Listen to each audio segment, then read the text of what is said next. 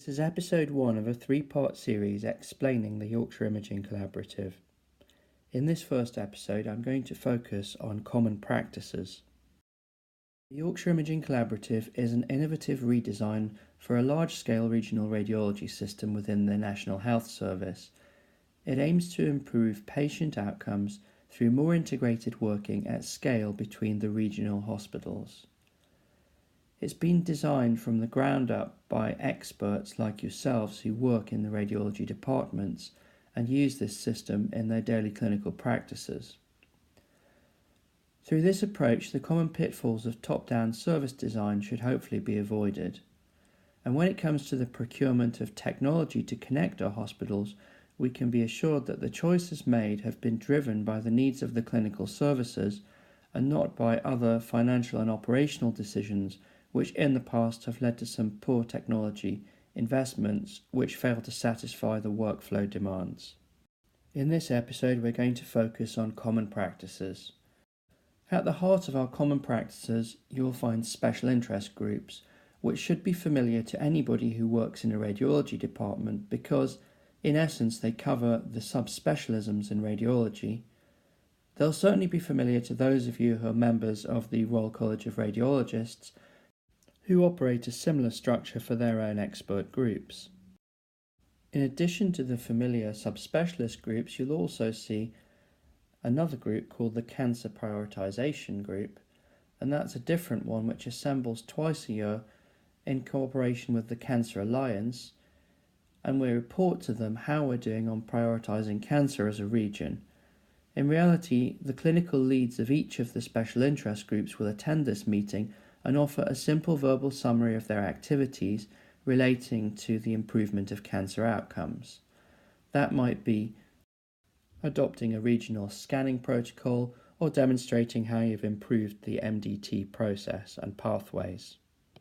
Attending a special interest group will not be an onerous task. It will be heavily supported by the administration of the Yorkshire Imaging Collaborative, who will take care of things like room bookings, meeting support, and minute taking, and also assist the running of the groups in a highly structured manner so that outcomes can be more easily met.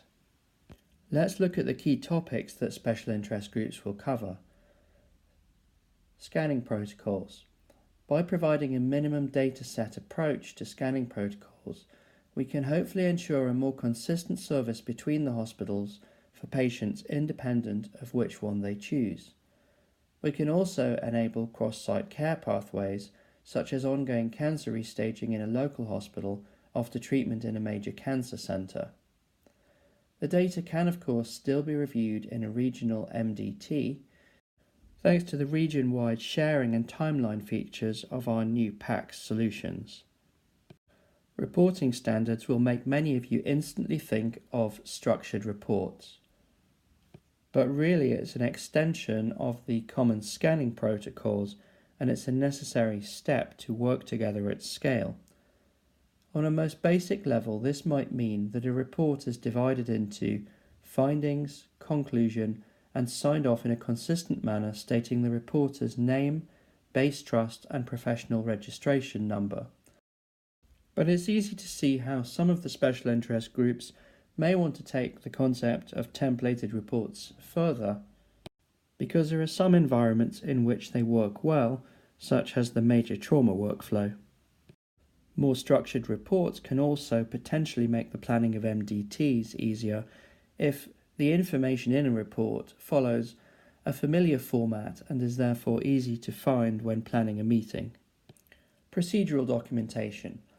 Patients coming for a procedure around the region currently get an inconsistent service, sometimes with conflicting advice depending on who they see and which institution they go to.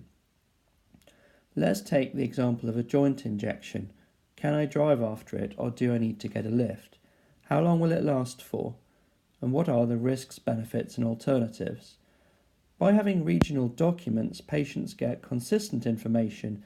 It's also easier for staff to work with different consultants and transfer their skills across departments.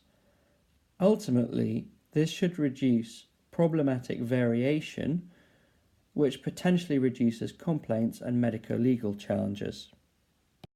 I'm sure clinical leads out there can appreciate the attraction of being able to respond to a complaint by saying, "We followed a procedure strictly that is used in 29 hospitals across this region, which was designed from evidence reviewed by one of our special interest groups." And patient advice documents are somewhat similar. Consistent patient advice helps create a brand that inspires confidence and trust across the region. These documents are also a real bonus for departmental leads and service managers. How many of you can truly say that at the moment you're totally up to date with your departmental policies, patient advice leaflets, and that they live in a version-controlled environment where you can ensure that a patient never receives an old, outdated copy of the advice? Also, by carrying out legibility and accessibility assessments of documents at a regional scale, that repetitive and time-consuming process of hospital review boards can be avoided. We plan that all of these documents will be white-labelled so that member organisations can simply download them, adapt them for local variations such as parking or transport advice, and then stick the Trust logo on the document and it's ready to go. On the other side of our common practices diagram, we see the radiology service group. I like to think of this as the special interest group for the service managers. They will also meet regularly in a supported and structured manner to discuss important global topics which affect the running of our departments. Setting priority standards in a cross-collaborative manner is really important. We all need to consider urgent to be the same timescale. It just wouldn't work if one person considered urgent to be within an hour and another person considered it to be within a day. This is especially important when you represent the studies from around the region on one common timeline. The data life cycle of studies will consider how long we keep images for and will be largely based on national and Royal College standards. Remote working standards considers the rules of engagement to open up the possibility of reporting from home. Really important topics such as what can you report and how do you identify when something is opened up to the in-source pool need to be considered at a regional scale so that everybody's happy before we can even contemplate opening up home reporting. Taking a longer-term view of consent for research and AI purposes can put this region at the forefront of radiology research in the future. It's likely that the group will largely follow standards which have recently been set in place by the NHS in their national data opt-out policy. Third-party providers currently offer extra scanning capacity to most of the organisations in the Yorkshire Imaging Collaborative, but the variation in both price paid for examinations, the protocols used, and the quality standards obtained is widely variable across the group. Third-party providers should adhere to all of the same standards for scanning and reporting, if they're doing it, that we set for our own hospitals. I hope you can see from this that by applying the standards set by the clinical special interest groups to third-party providers, patients should get a more consistent experience even if they are having a scan on a mobile scanner which has been brought in for extra capacity. In the next episode, I'm going to talk about the Business Intelligence Unit when I cover shared core services, but one thing I'd like to mention is that the Radiology Service Group would be expected to set a set of service level standards.